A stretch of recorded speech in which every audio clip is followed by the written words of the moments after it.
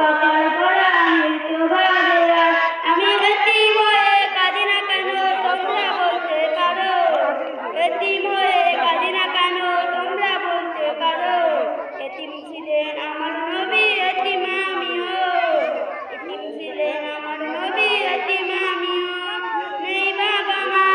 আমার নেই যে বাড়ি ঘর নেই বাবা মা আমার নেই যে বাড়ি ঘর আমার মতো